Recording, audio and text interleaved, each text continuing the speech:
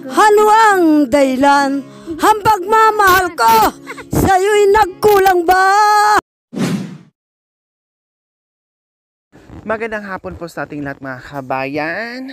Baka nagtaka kayo kung bakit iisang lugar yung nakikita nyo po at pinupuntahan po namin mga kabayan. Yes, tama po kayo. Dahil sila po mga kabayan yung inikot natin bago kami dito lilisan ay mabigyan po namin ang lahat. Ang lahat dahil sila pong lahat mga kabayan ay naapektuhan ng demolasyon po mga kabayan kung saan sa bandang malapit sa Kabihasnan po sila nakitira noon at napadpad sila dito sa Malayong Kabihasnan dahil po sa pinaalis po sila ngayon mga kabayan. Kaya nakita nyo naman, tagpi-taping bahay, mga bubong nila ay nakatali, nakadagan ng mga malalaking bato, no? At nakabarong-barong, mga trapal. Pag bumusang ulan ay talagang mababasa sila sa loob ng bahay nila habang natutulog.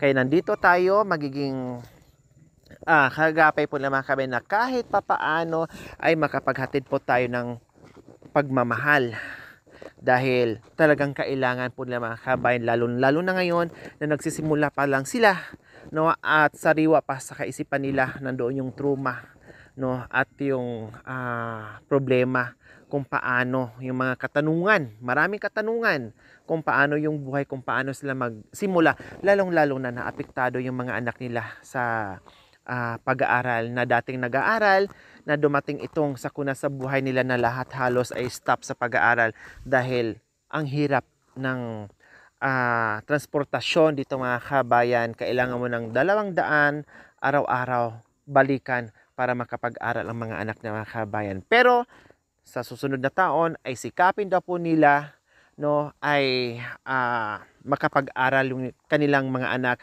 At isingit ko lang po mga kabayan, isisingit ko lang po, marami kasing inquiries, maraming mga katanungan ngayon, no? Nagtatanong na yung ating mga nagpapadala na mga balikbayan boxes po mga kabayan. Yes, sabihin ko na, no? Dati po tinatanggap natin more on used clothes or mga bago man dyan o pinaglakihan, no, tinatanggap po namin yun mga kabayan kasi yun naman talaga, and then groceries. So ngayon po, this time naman po mga kabayan ay manawagan naman po ako, no, na sa susunod ng ating bigayan this next school year, no, next school year po mga kabayan, ang hinihingi ko po sa aking mga sponsor na nagpapadala ng mga balikbayan boxes ay yung mga school supplies po, no, yung mga school supplies po mga kabayan, na kahit anong klaseng school supplies po mga kabayan, na maipon natin yan at maibigay natin sa mga batang mag-aaral. Lalong-lalo na dito mga kabayan, kung halimbawa mabigyan tayo ng muling pagkakataon na mabigyan yung ating panawagan muli, ay nandito tayo, o isa ito sa target ko na mabigyan ng mga school supplies. So meron na tayo ngayong target, no, dahil dito po mga kabayan or sa ibang lugar, no, especially sa ating mga katutubong AITAS, maraming mga kabataan na gusto mag-aral. Kaya lang po walang pamasahe, walang pambili ng damit, walang pambili ng mga gamit and everything. Maraming nagiging sagabal. Kaya yung mga sagabal na yung mga kabayan, kahit paano alisin natin yon at punuan natin na sana bawat isa sa atin makapagbigay ng tulong, financial or gamit, school supplies po mga kabayan, para maipon natin for the next school year na yun naman po ang ipamamahagi natin. Kasi ilang taon na nagdaan po mga kabayan, namigay na tayo ng mga groceries, cash, mga damit, at iba pa. So ngayon naman, mga more on, lahat talaga, ngayon naman ay focus tayo sa mga school supplies para bigyan natin yung mga nag-aaral po mga kabayan. So sana itong panawagan ko, kasi may marami na nagtatanong sa akin, Madam, magpapadala kami ng ganito, Madam, magpapalikbayan boxes ulit ako. So please, pasensya na po kayo, ha. Ang kailangan namin ngayon sa lahat ng gustong magbigay ng mga balikbayan boxes, no, sa iba't ibang panig ng mundo, alam ko kung saan kayo mga kabayan, yung ating mga sponsors, school supplies po ang kailangan namin. So far, meron na nakahanda. So meron na siguro kaming mga more or less 4 boxes po mga kabay na galing sa ating silent sponsor na unti-unti niyang pinapadala, and then meron pang mga upcoming mga balikbayan boxes po mga kabay na school supplies din. So sana madagdagan natin yon para preparation for the next school year na ma-provide natin sa mga batang gustong mag-aral mga kabayan. Ika nga, ang kabataan ay pag-asa ng bayan. So paano natin maasahan o pag-asa ng bayan kung sa henerasyon kung hindi po sila sa henerasyon ngayon kung hindi po sila mag-aaral. O, di ba? So sana hindi lang iilan mga narinig natin na merong mga kulot na nakapag-graduate ng police, teacher, nakapag-aral sa malalaking universities, no? Sana marami pa, dadami at dadami pa sa mga kabayan, at isa tayo doon sa makatulong sana sa mga pangarap ng mga katutubong AITA sa mga kabataan. Kaya maraming salamat po in advance sa lahat ng tutugon sa aking panawagan. School supplies, financial or school supplies po ang kailangan natin for the next school year na pamaskong handog. Okay, so sa hapon ito mga kabayan, tuloy-tuloy pa rin po tayo dito kung saan ay may small community po mga kabayan na nandito pa rin po tayo na makapagbigay ng pagmamahal. Kompleto pa rin po ang Tres Marias in the Chocolate and Sarah QTV po mga kabayan, no, na talagang nakaalalay sa atin. At bisita at supportan po natin Makoy and Jacoy, Team Loaded Driver. Salamat po. Hi! Magandang hapon. Kumusta? Mabuti naman. Wow, ang linis naman ng bahay nyo. Ito yung gusto ko. Simpleng bahay. No, pero ang palibot ay malinis. No, lalong presko tingnan kasi malinis yung paligid. No, pati lagay ng bigas, malinis din. No, may bigas ba isasaing? Meron naman. Baka kasi maabutan kami ng hapunan dito. No, at dito tayo maghahaponan. Ayos lang po ba sa inyo? Okay, Anong pangalan niyo po? Jonah po. Jonah. Nasaan si Mister? Wala po. Wala. Bakit wala? Naghahanap buhay. Ha? Naghahanap buhay. Naghanap ng buhay. Naghahanap buhay. Ayan. Pinapa-smile ko lang si Ate Jonah, mukhang mahiyain. No, mahiyain. Huwag kang mahiya sa amin, ha? Kasi kami, dumating sa inyo dito, mga kasama ko, makakapal ang mga mukha niyan. Masisibang ang mga yan, eh. Kahit hindi pinapakain yan, talagang pupunta sa kusina niyan, talagang nagbubuklat ng mga kaldero yan. Minsan nga, nagsasalita ako, iikot yan sa kabila doon sa kusina. Nagsusubuan na sila. Ganon ang kakapal ng mga mukhang mga yan. Tapos pagkatapos kumain, manghihingi pa ng mga kape yan. No? At hindi rin iinom ng kape yan kung walang tinape. Nanghihingi din ng kepe, tinape. Ganon sila. Kasi gusto na namin sumae. Oh. Oh. Ito, sino sila? Hindi po, pamangkin ko po. Pamangkin dito nakatira sa inyo o nagbakasyon lang? Dito po nakatira. Andito nakatira sa inyo. Ilan ang anak mo, Ate Jonah? 2. Ito, nakayelo? Opo. Yung bunso, Natutulog po. yung bunso natutulog. Ilang taon na yung panganay mo? Hindi po, 12. 12. Bakit mahiwa ka dito? Hindi po. Glitter? Hindi po, yung bata po kasi ako pinakain ako ng nanay ko ng manok saka may kalabasa. Kaya po nag-ano po dito. Pinakain ka ng manok na may kalabasa. Tapos, ano nangyari? Yung ano po, yung parang namaga po. Nagkatigsa po. Tigsa. Pigsa. Opo. Baka naman nagkataon lang na pinakain ka ng manok na may... Bata po ako, ganyan po ako. Opo. Nagkapigsa ka. Tapos naoperahan. Hindi po na binunot po yung ngipin dito. Nagkapigsa ka din sa ngipin mo. Or ano? Hindi po sana maano ito, yung maalis po, kung nakatugma po sa ngipin. Pero pigsa talaga yan siya. Kaya lang inalis lang yung ipin kasi naging, kumbaga, hanggang umabot na sa ngipin yung ganon. Opo. Pero ang naging dahilan dahil sa manok at kalabasa, bakit? Anong problema daw? Siyempre, bata po ako, hindi ko alam yung siyempre, kabut ka na lang po kakain. Oh, bawal ba daw kainin yung kalabasa na may, yung manok na may kalabasa? Anong bawal? Paki-explain nga nanay, sino bang mas, Ano bang ano sa kulot? Ano, bawal ba kainin yung manok na may hindi, na-allergy lang. Na-allergy yan. So, nagkataon lang. Kung ang manok marunong magsalita, kasalanan ko pa. Ikaw na nga kumain sa akin, kasalanan ko pa. Ikaw na nga nasarapan sa akin, kasalanan ko pa. O, kumusta ang buhay-buhay? Pwede kaming tumuloy sa bahay nyo? Or kayo ang lalabas sa bahay nyo? Pwede naman. O, pwede? O, dito tayo na lang. O, sige. Yan. O, ilabas mo ng baraha.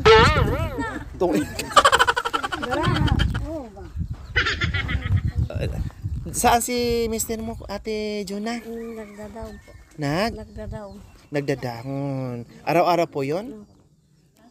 Kahapon, ilang bundle ang nauwi niyang dahon? Isa po. Yung 10. 10. O kumusta ang buhay? Bilang isang mangdadahon, ang income sa araw-araw, 2 anak. Kumusta naman ang buhay-buhay, Ate Jona, dito sa inyo? Okay naman po. Pinagkakasya rin po. Magkano ang kinikita araw-araw? Yung 10 bundle po, 500 lang po yun. 10 bundle. So, araw-araw makakuha siya ng 10 bundle. Kayang-kaya niya? Siya lang mag-isa? Wow, araw-araw may income ka 500. Pag marami po yung down, pag konti lang po, minsan 5 lang po. So, depende sa kuha niya. So, 250 yon. So, yun lang talaga hanap buhay, wala ng iba. Marami. Kayo, anong ginagawa niya po dito sa bahay niyo? Minsan po, nagtatanim po. Nagtatanim ng Gulay. gulay. Sa araw, sa gabi? Sa araw po. Sa araw, saan? Dito po, hindi pa kasi nakalinis. Anong gulay? Minsan po, kamote. Saan dyan? Gabi dyan. Diyan sa itaas? Ay, hindi pa nakapaglinis. Yan naman ang libangan mo, yung paglilinis. O ngayon, ba't hindi kayo sumasama doon sa mister nyo? Ano po kasi may bata, wala magbantay. Saan? Yung isa.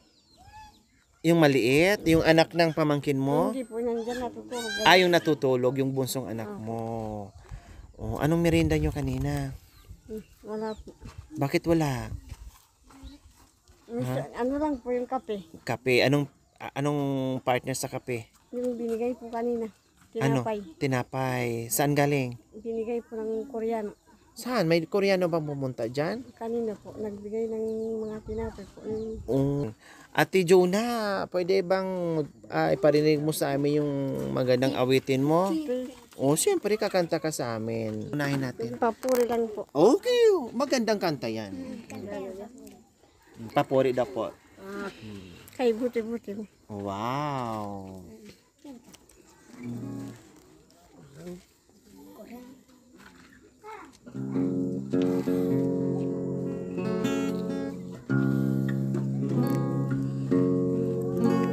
Kay buti-buti mo, Panginoon, sa lahat na oras, sa bawat araw, ika'y laging tapat kong magmahal. Ang iyong kawa ay magpasawalang hanggan. Pinupuri, sinasamba kita. Dakilang Diyos at Panginoon, tunay na ika'y walang katulad. Tunay na ika'y nagbabago, mabuti ang Diyos na sa atin ay nagmamahal. Ayan. Bakit medyo naging emotional ka sa Talaga po kung ganyan. madaling Opo. matouch? O yan ba dahil sa mga pinagdadaanan sa buhay, lalong-lalo na nung na-demolish kayo? Opo. Gaano kasakit sa inyo na nawalan kayo ng bahay, Ate Jonah? Nalulungkot po. Bakit po? Kasi doon malapit po yung bayan doon. Madali kayong makapunta sa bayan. Opo. At lalong-lalo na sa mga anak nyo na nag-aaral. At syempre, nanghihinayang kayo doon sa bahay nyo kasi pinaghirapan nyo yun. Opo. At itong bahay nyo ay unti-unti nyong Opo. binuo hanggang ngayon. Hindi pa Opo. natatapos. Opo, hindi pa natapos. Nakita naman namin na bago yung mga poste. Ayan. And then, dito ay temporaring ganito ang dingding. Okay lang yun. Pagsubok lang yan sa buhay, Ate Jonah. Okay, sige. Meron tayong pagmamahal para kay Ate Juna.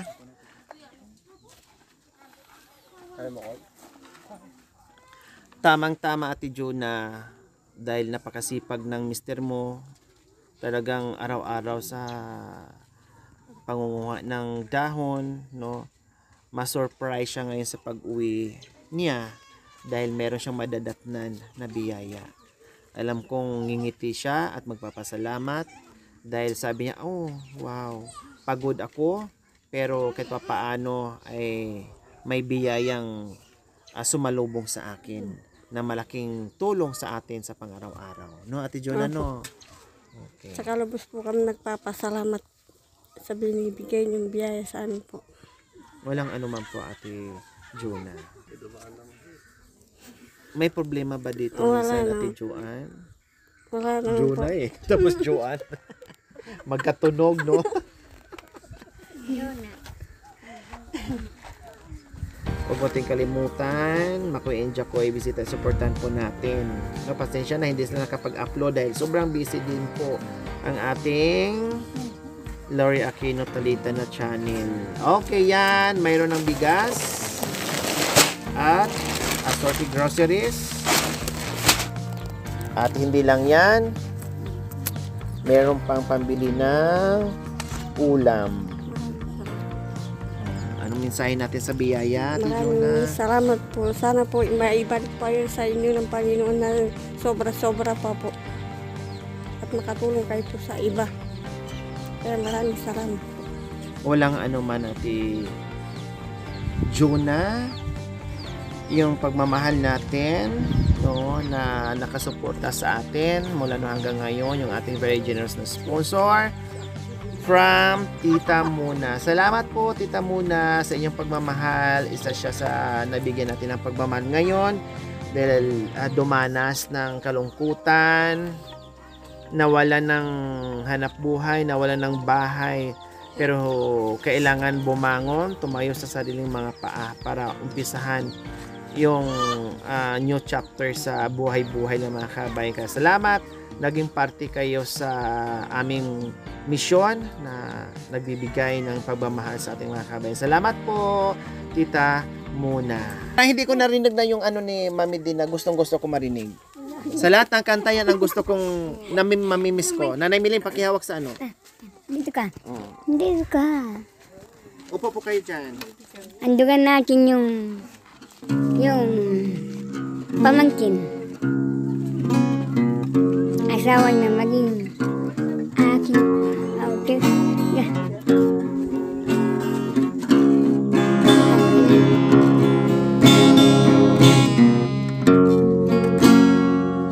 Love me now and forever. Yan, beri-beri ni. Love me now and but together. Can you leave me, my darling? Love me now and forever. When you kiss me, my love is certainly true. Let's come back away to me. I love in you. Love me now and forever. Love me now but together. Can you leave me, my darling? Love me now and forever.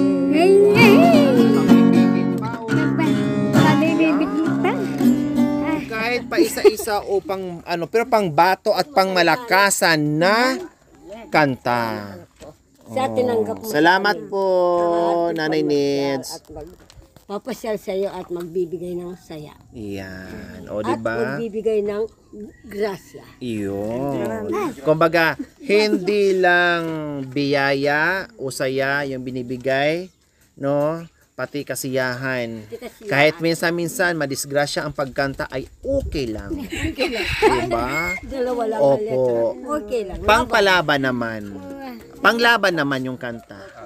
Oh, at syempre, naka lang ni Mami De, no, kakakanuray lang, hahabol yan para kakanta. Oh. Oh, Mike. Oh, ang babae, pag minamahal, may konsulada, ayayabot.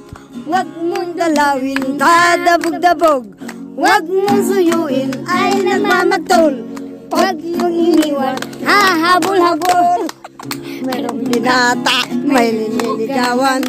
Sa kanyang lina. Pinapanik ng bahay. Nagtatago ni ayaw malapitan. O ang babae, pag nagmamahal, naloloko ay buwisit sa buhay. Pwede ba natin palitan yung buwis at swerte sa buhay na lang? Oh, swerte Swerte sa buhay. Swerte sa buhay.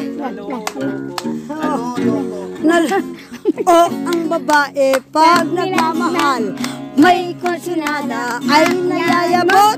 Huwag mong dalawin, dadabog-dabog. Huwag mong suyuin, ay namamagtol. Gusto lang palang unat. Ang sinabi natin pinaulit, swerte sa buhay. May sarili din siyang mundo. Bahala siya sa buhay niya. Oh, Nanay Miling, banat. Yan tayo ang sasamo. Yung balik-balik. Hanggang balik. Unak. Panahon na. Panahon na. Paano? Magsaya. Dakata. Tumanda kami. Hindi na kasama. Oh, ala, Sandali lang. Panahon na. Panahon na. Para magsaya. Nagbilisan. Naghintay sana kami ng mga Bisaya ay wala pa rin. Wala nakakita hanggang kami ay tumanda.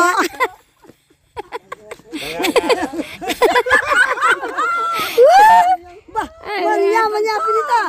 Manya, pinado Kaya ka ba? ngayon, mga kaibigan, wag sana kayong magsawa sa amin. Hanggat kami hindi makakita ng lalaking unak. Maglapinding. Okay ka, Mama Jo. Ako na majok. O sige, sandali lang. Lambindi ko. Perliciel pala, Perliciel. Kitang-kita kita. Nakasama mo siya. Kayo lang dalawa. Magkahawak kamay. At ang puso ninyo ay lunod sa saya. Nais ko'y sumigaw. Sapagkat kay sakit ay di napansin pa. Ano ang dahilan?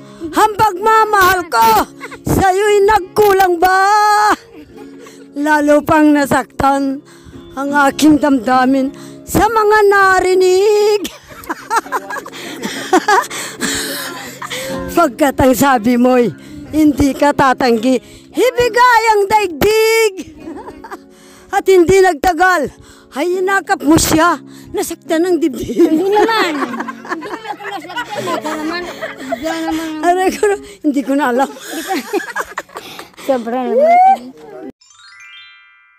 Thank you for watching. Don't forget to like, share, and subscribe.